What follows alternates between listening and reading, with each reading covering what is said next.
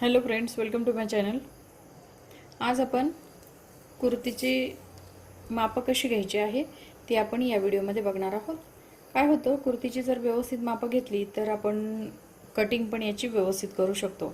तर त्यासाठी मापं काय काय लागतात, जसे आपण हा जो टॉप आहे, सलवारच्या वरचा जो टॉप आहे, तर त्याची कटिंग जी आहे ती कशी करायची असते आणि त्यासाठी मेजरमेंट जी आहे ती कशी घ्यायची आहे तर ती आपण या व्हिडिओमध्ये बघणार आहोत।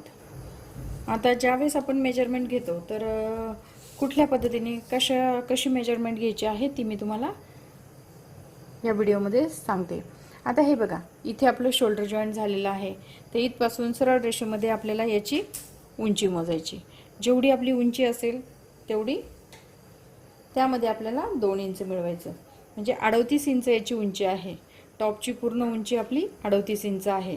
जेवढी उंची असेल त्यामध्ये आपल्याला 2 इंच मिळवायचे आहे। त्यानंतर आपल्याला शोल्डरची माप घ्यायची। हा गळा जो आहे तो व्यवस्थित करून घ्यायचा आहे आणि नंतर आपण हे शोल्डरचे माप काढणार आहोत। 14 इंच आपलं शोल्डर येतं। आता 14 इंच जर शोल्डर येतं, ही बाही जी जॉईंट केलेली आहे आणि दुसरी बाही जी जॉईंट केलेली असते, दोन्ही साईडला जसं ह्या बाहीपासून आपण ही बाही जी जोडलेली असते इथपासून तर दुसऱ्या बाही जी जोडलेली असते तिथपर्यंत आपण हे शोल्डरचे माप घेत असतो। आता गळ्याचे जे माप आहे तर 2.5, 2.25, 3 इंच। शोल्डर जसं ब्रॉड होतं तसं गळा पण आपण वाढत चालतो। आता शोल्डर जर 13 इंच 12.5 इंच असतं तर आपण गळ्याचे माप जे आहे ते 2.5 इंचावर टाकलं असतं। आता हे शोल्डर आपलं 14 इंच आहे, 14 आहे तर त्याचा अर्धा आपला 7 इंच निघतो। 7 इंच निघतो तर आपण 2.25, 3 इंचावर आपण हा गळा घेतला पाहिजे, म्हणजे एवढं हे शोल्डर आपलं येत असतं। तर ते आपल्याला नसेल तर मग अशा पद्धतीने जरी तुम्ही शोल्डर मोजलं, थोडं ह्या साईडला शिवणामध्ये जातं तर आपण तेवढं एक्स्ट्रा घेणार आहोत आणि इथे शिवणामध्ये 4.5 इंच आपलं शोल्डर येतं आणि 4.5 इंच जर आपलं शोल्डर येतं तर उरलेला हा आपला गळा असतो। आता ही झाली पूर्ण उंची। पूर्ण उंचीमध्ये आपण 2 इंच मिळवत असतो। 2 इंच मिळवल्यानंतर हे पूर्ण शोल्डरचे माप काढायचे, गळ्याचे माप काढून शोल्डरचा हाफ आपल्याला घ्यायचा असतो। आता टॉपच्या वरती माप घेताना ज्यावेळेस आपण बॉडीच्या वरती माप घेतो त्यावेळेस आपल्याला काय करायचं असतं, त्यामध्ये एक्स्ट्रा मिळवायचं असतं। ज्यावेळेस आपण टॉपच्या वरती माप घेतो तर त्यावेळेस आपल्याला काहीच मिळवायचं नसतं, त्या जेवढं आपलं निघतं त्यामध्येच आपल्याला 1.5 किंवा 2 इंच मिळवायचे असतात। आता हे बघा, म्हणजे कसं, आता हे जे छातीचे माप आहे आपले, आता इथे जी शिलाई आहे आपली इथपासून आपण हे माप घेणार आहोत। हे बघा, 20 इंच आपलं छातीचं हाफ अर्ध माप जे आहे ते 20 इंच निघत असतं, म्हणजे हे 40 इंच निघतं। म्हणजे पुढच्या साईडचे 20 इंच आणि मागच्या साईडचं 20 इंच असं 40 इंच निघालं। 40 इंच निघालं तर 10 इंच, छातीचा चौथा भाग 10 इंच आणि त्यामध्ये आपल्याला 2 इंच मिळवायचे, म्हणजे आपले 12 इंच होत असतात। त्यानंतर आपल्याला हे कमरेचे माप घ्यायचे आहे, 18 इंच। कमरेचे माप जे आहे ते 18 इंच आहे। आता 18 म्हणजे याचा डबल जर गेला तर 36 इंच, म्हणजे 36 इंच येतं आणि त्याचा 1/4 आपल्याला 9 इंच येतो। 9 इंच आल्यानंतर ह्यामध्ये आपण 2 इंच मिळवत असतो। आता हे झालं आपलं टॉपच्या वरती माप घेताना। आता त्या छातीच्या वर आपण ज्यावेळेस बॉडीच्या वरती माप घेतो त्यावेळेस कशा पद्धतीने घ्यायचं आणि मार्जिन किती ठेवायचं हे पण मी तुम्हाला सांगते।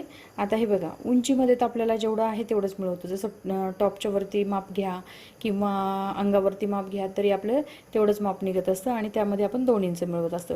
शोल्डर आपलं तसंच घ्यायचं, कारण टॉपच्या वरती घेतलं तर तेवढंच निघतं आणि बॉडीच्या वरती घेतलं तर तेवढंच निघत असतं।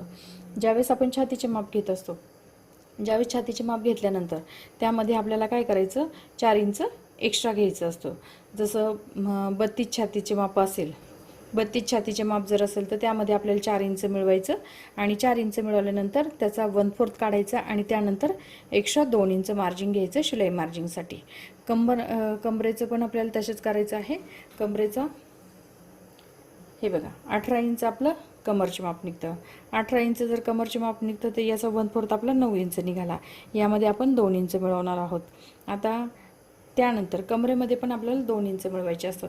म्हणजे ज्यावेळेस आपण कंबरचे माप घेतो त्यावेळेस ज्याच्या छातीमध्ये आपण 4 इंच, बॉडीवर माप घेतल्यावर छातीमध्ये आपण 4 इंच मिळवतो प्लस 2 इंच एक्स्ट्रा मार्जिन घेत असतो. तसं कमरेचं माप जे आहे ते पण अंगावर माप जर घेतलं तर त्यावर आपल्याला 2 इंच एक्स्ट्रा घ्यायचं आहे आणि त्यानंतर आपल्याला 2 इंच परत एक्स्ट्रा मार्जिन ठेवायचं आहे. त्यानंतर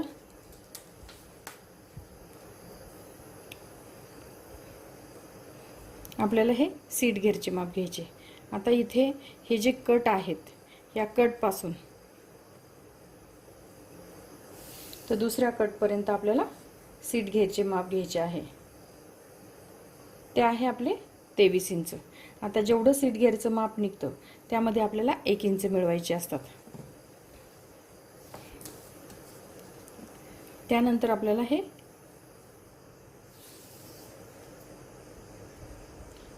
खालचा घेरा जो आहे त्याचे माप घ्यायचे आहे.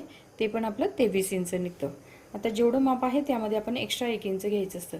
कारण इथे जे आहे आपण फक्त आतल्या साईडला फोल्ड करण्यासाठी पट्टी फोल्ड करत असतो आणि हे छातीचे आणि कमरेच्या मापामध्ये आपण 2 इंच एक्स्ट्रा घेत असतो. कारण त्यामध्ये आपलं हे एक्स्ट्रा मार्जिंग असतं. एक्स्ट्रा मार्जिंग असल्यामुळे आपल्याला हे 2 इंच जास्त घ्यावं लागतं. पण इथे जे आहे इथे आपल्याला आतल्या साईडला 1 इंचावर फोल्ड करायचं असतं असं. त्यानंतर बाहीचे माप काढायचे. बाहीचे माप आहे आपले 5 इंच. त्यानंतर हा बॉटम जो आहे तो बॉटम घ्यायचा. बॉटम आहे आपला 6.5 इंच. बॉटम आपला 6.5 इंच. तर एवढे माप आपल्याला घ्यावे लागतात. आणि याचा जो मोंडा असतो तो छातीच्या अनुसार असतो. जसं छातीचे माप किती आहे त्यानुसार आपले हे मोंड्याचे माप असतात.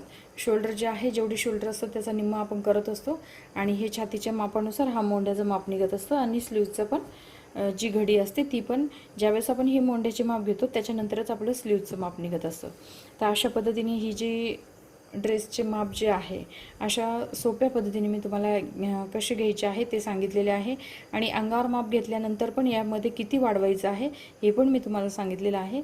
तर अशा पद्धतीने दोन्ही पद्धतीने मी तुम्हाला जसं टॉपच्या वरती माप घेऊन पण तुम्हाला कटिंग सांगितलेले आहे आणि अंगावर माप घेतल्यानंतर यामध्ये मार्जिन किती ठेवायचं हे पण मी तुम्हाला सांगितलेलं आहे. तुम्हाला माझा व्हिडिओ आवडला असेल तर माझ्या व्हिडिओला लाईक करा, शेअर करा आणि आमच्या चॅनलला सबस्क्राईब करा. Thank you for watching this video.